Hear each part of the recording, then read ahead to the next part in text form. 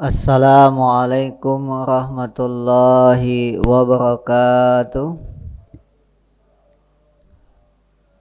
Alhamdulillahi rabbil alamin, wassalatu wassalamu ala asrafil anbiya'i wal mursalin wa ala alihi wa sahbihi ajmain. Asyhadu an la ilaha illallah wa asyhadu anna Muhammadar Rasulullah. Alhamdulillah, Bapak-bapak, ibu-ibu, malam hari ini kita sudah berada di malam, penghujung malam di bulan Ramadan.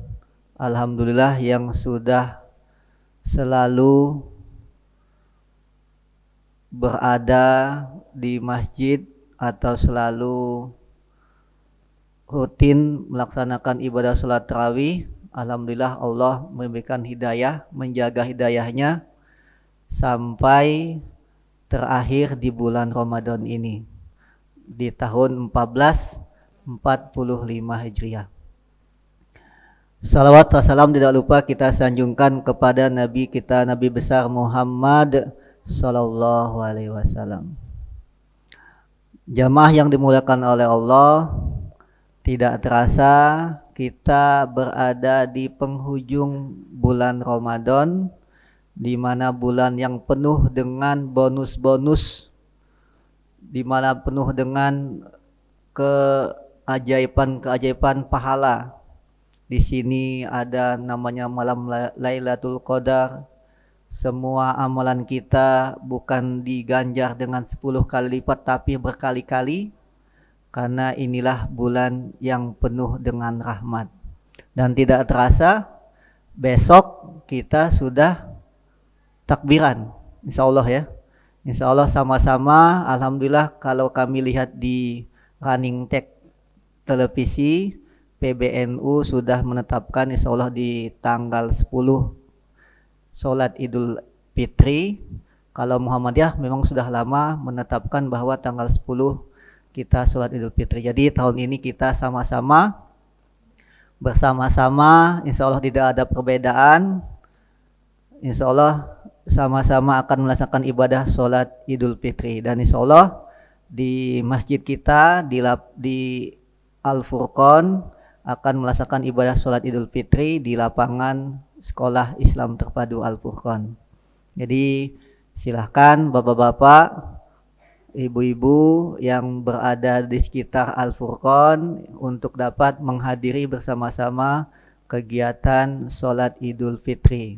Jadi jangan sampai kita tidak menyempurnakan ibadah Ramadan kita dengan bersama-sama sholat Idul Fitri. Jangan sibuk sampai kemalaman, sampai kedaluan nyiap untuk lebaran besok, bersih-bersih rumah sampai jam 1, pas subuhnya kesiangan. Malam hari ini kami akan menyampaikan beberapa hal persiapan-persiapan menjelang Idul Fitri. Yang pertama yang harus kami ingatkan, apakah bapak-bapak, ibu-ibu sudah membayar zakat fitrah? Jadi jangan sampai kita lupa dengan zakat fitrah. Karena zakat fitrah ini wajib hukumnya. Wajib bagi orang yang berpuasa. Gunanya adalah apa? Untuk menyempurnakan ibadah puasa kita. Jadi kalaupun misalnya ketika selama 30 hari atau 29 hari kita berpuasa, ternyata kita melakukan dosa-dosa kecil, menggunjing, mengatain orang, ngomongin orang, dan dengan adanya zakat fitrah itu, hakikatnya filosofi dari zakat fitrah adalah menyempurnakan dari ibadah puasa kita. Jadi hukumnya wajib. Jadi bagi kita yang sudah full puasa, jangan sampai lupa untuk zakat fitrah. Kalau zakat mal gimana? Kalau zakat mal tunggu nisabnya dulu. Tunggu 1 tahun dan tunggu jumlah dari emasnya sekitar 85 gram kalau tidak salah. Atau sekitar kalau uang diuangkan sekitar, karena 1 gram ini sudah naik 1 juta lebih, mungkin berarti sekitar 90-100 jutaan. Kalau ada tabungan kita di tabungan atau di bank yang sudah selama 1 tahun mengendap selama yang berjumlah 83 gram emas atau diuangkan. Jadi kalau bapak-bapak, ibu-ibu jamaah yang belum sampai setahun, sedekahkan saja. Tapi kalau misalnya sudah sampai setahun, emasnya sudah sampai setahun dan bukan emas yang dipakai. Kalau emas dipakai maka tidak dihitung. Jadi memang emas-emas yang disimpan, yang menjadi investasi. Jadi itu untuk zakat mal. Jadi tetapi yang pasti kita harus melaksanakan yang pertama, jangan sampai lupa zakat fitrah. Yang kedua, silakan dicatat. Mungkin bagi ibu-ibu jangan sampai lupa ini. Sudah berapa kali haid, berhalangan puasa. Jadi jangan sampai nanti lupa. Itulah kalau ibu-ibu yang sudah biasa melakukan mencatat itu biasanya langsung dicatat di kalender. Jadi utamanya adalah jangan puasa Syawal dulu, tetapi bayar hutang. Jadi jangan sampai kita salah, kita puasa Syawal dulu. Bagi yang ibu-ibu, silakan bayar hutang terlebih dahulu, karena yang wajib adalah hutangnya. Jadi silakan untuk membayar hutang terlebih dahulu. Jadi diingat berapa kali melakukan batal puasa, silakan untuk dibayar hutangnya terlebih dahulu. Dan bapak-bapak, persiapan untuk melakukan puasa Syawal. Yang ketiga yang harus kita persiapkan yaitu besok sudah mulai malam ke-1 Syawal, maka marilah kita menghidupkan malam tersebut dengan membaca takbir, tahmid, membacakan kalimat-kalimat Allah, Allahu Akbar, Allahu Akbar. Kapan mulainya? Setelah azan maghrib. Jadi ketika hitungan bulan Hijriah itu, bulan Hijriah adalah ketika maghrib. Jadi ketika setelah azan maghrib, ketika setelah sholat maghrib besok, maka silahkan untuk melakukan takbir. Membacakan apa? Membacakan takbir Allahu Akbar, Allahu Akbar. Kalau misalnya lagi membersihkan rumah sambil memasak lontong, sambil memasak kue-kue yang belum selesai, sambil masak pempek, buat kuah, jangan lupa baca takbir. Karena kalau Idul Fitri ini sebentar takbirnya. Karena hanya sampai besok, sampai ketika kita sholat Idul Fitri. Beda halnya sholat Idul Adha. Kalau sholat Idul Adha selama tasrik dari tanggal 11, 10, 11, 12, dan 13. Jadi silahkan dimanfaatkan untuk memperbanyak amalan-amalan seperti itu. Kemudian setelah malam kita membacakan takbir, dan alhamdulillah kalau di daerah sini anak-anaknya biar tidak larut dengan kegiatan-kegiatan yang tidak baik, mungkin dari bapak-bapak di sekitar sini silakan dikumpulkan anak-anaknya, diajak untuk melakukan takbir keliling. Jadi mungkin nanti kalau di komplek kami itu, jadi nanti dikumpulkan di masjid, nanti anak-anaknya itu nanti disuruh keliling komplek, setelah itu dapat hadiah kayak bingkisan-bingkisan. Jadi semarak daerah tersebut. Jadi jangan sibuk masing-masing, tapi kita mengenalkan juga kepada anak-anak untuk takbiran.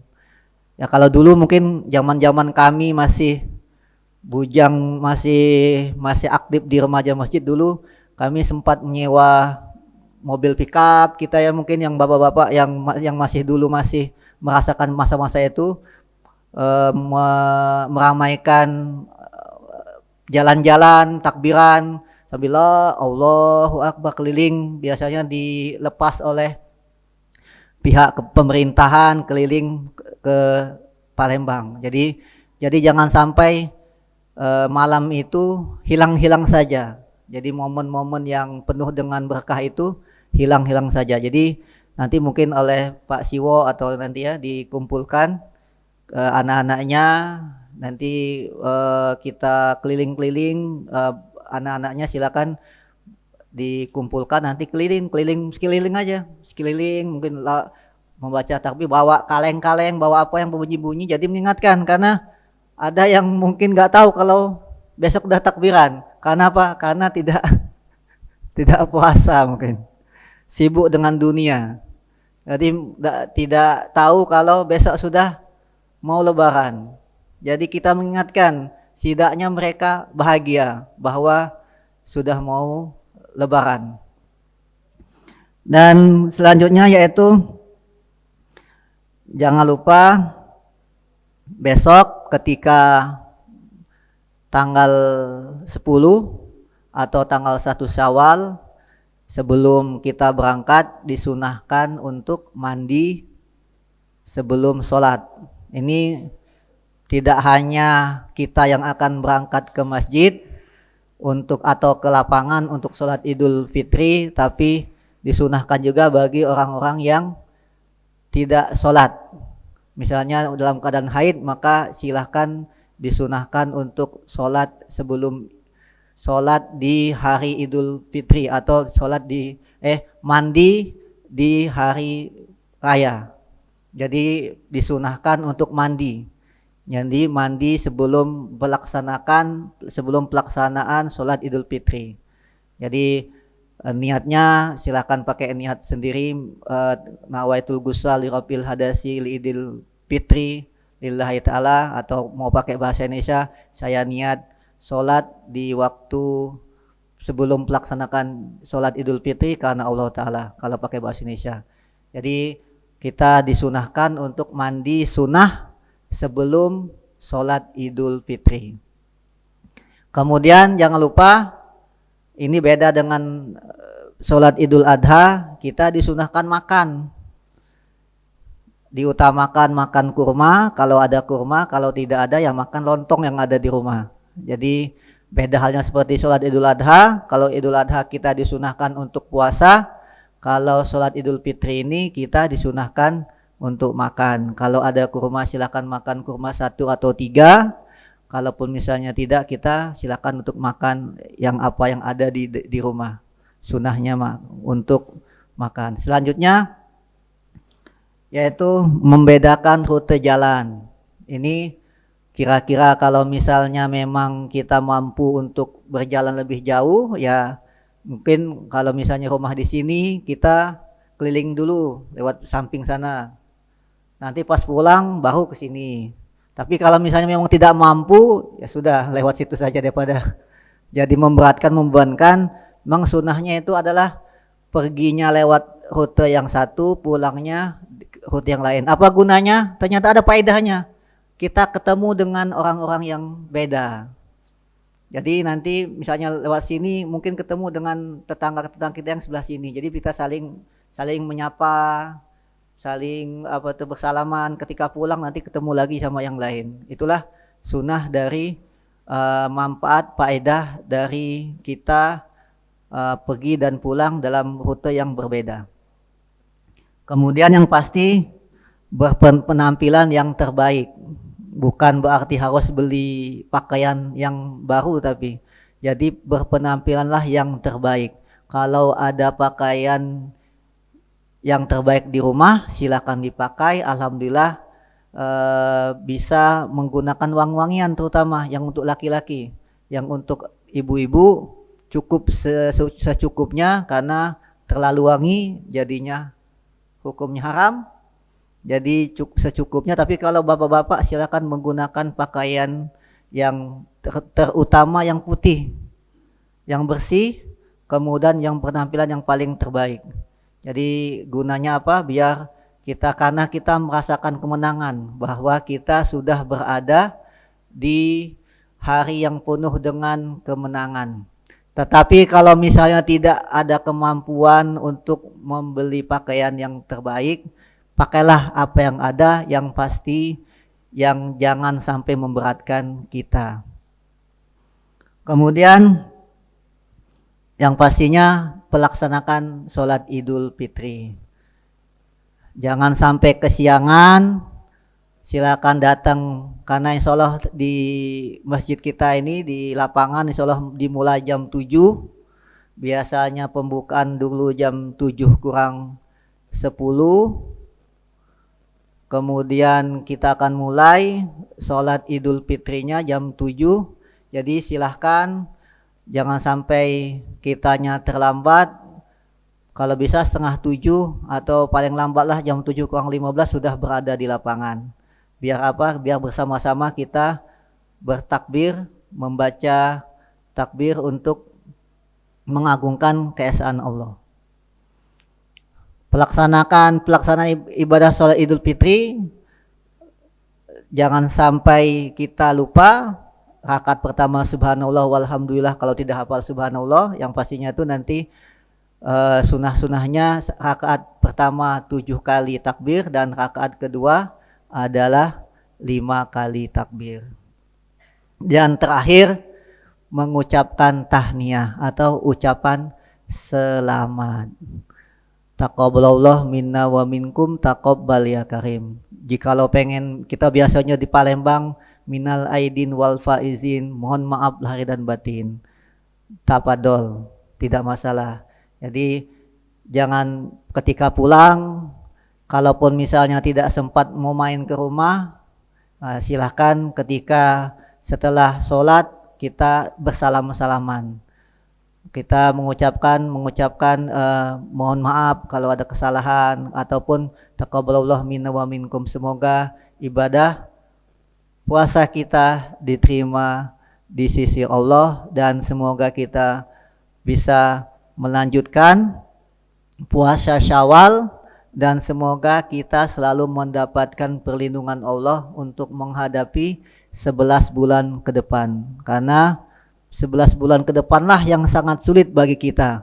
Kalau bulan Ramadan ini setan dibelenggu, tapi setelah 11 bulan ke depan setan sudah mulai dilepas. Nah, itulah kelihatan siapa yang berhasil selama bulan Ramadan. Kalau dia berhasil berarti dia akan selamat menjalani 11 bulan ke depan dan akan bisa ketemu lagi insya Allah ke bulan Ramadan di tahun 1446 Hijriah. Amin. Amin ya rabbal alamin. Ya Allah, semoga kita semua di sini dipanjangkan umur untuk dapat kembali melaksanakan ibadah Ramadan di tahun 1446 Hijriah dalam keadaan sehat walafiat. Dan semoga apapun yang kita lakukan selama 1 bulan ini diterima oleh Allah dan kita dapat dipersiapkan untuk menghadapi 11 bulan ke depan menjadi hamba yang benar-benar menjadi hamba yang bertakwa, bukan hanya beriman, Islam beriman tapi benar-benar bertakwa, menjalankan segala perintahnya dan menjauhi segala larangannya, dan mengikuti sunnah-sunnah dari Rasulullah sesuai dengan ajaran dalam Al-Quran firman Allah. Amin ya rabbal alamin. Demikianlah kultum yang dapat kami sampaikan. Kami selaku pengurus Masjid Al-Furqan juga terima kasih kepada jamaah yang sudah membersamai kami meramaikan Masjid Al-Furqan, dan kami mengundang di hari Rabu untuk dapat hadir di kegiatan sholat Idul Fitri. Dan semoga amalan Bapak Ibu sekalian, terutama yang bukan hanya di sekitar Masjid Al-Furqan yang mungkin jauh melakukan perjalanan sampai ke Al-Furqan, semoga perjalanan yang sampai dari rumah sampai Al-Furqan diberikan ganjaran oleh Allah dengan ganjaran yang terbaik. Karena semakin jauh maka semakin baiklah ganjaran dari Allah. Dan kami mengucapkan dari pengurus Masjid Al-Furqan mengucapkan mohon maaf lahir dan batin, minal aidin wal faizin, dan semoga kita bertemu kembali di tahun 1446 Hijriah. Amin ya rabbal alamin. Jikalau ada kesalahan selama pelaksanaan ibadah salat tarawih, kami mohon maaf. Jikalau ada kebaikan, kebenaran, silakan diambil. Jikalau ada dari ustadz-ustadz penceramah yang telah kami undang kurang berkenan, silahkan dilupakan, ditinggalkan. Tapi kalaupun berkenan, silahkan diambil dan dapat dilaksanakan dalam kehidupannya atau dalam pelaksanaan sehari-hari. Dan itulah yang dapat kami sampaikan, yang dapat kami hadirkan di Masjid Al-Furqan. Dan insya Allah mulai ke depan kita akan aktif kembali pengajian Ahad, insya Allah mulai kembali, kemudian pengajian Jumat fikih akan ada lagi, kemudian ada pengajian setiap Rabu tahsin Al-Quran oleh Ustadz Ade yang menjadi imam di Masjid Al-Furqan. Jadi imam tetap Masjid Al-Furqan juga melaksanakan tahsin Al-Quran. Dan demikianlah yang dapat kami sampaikan. Semoga apa yang kita lakukan mendapatkan berkah dan rahmat dari Allah Subhanahu wa taala. Billahi taufik wal hidayah. Wassalamualaikum warahmatullahi wabarakatuh.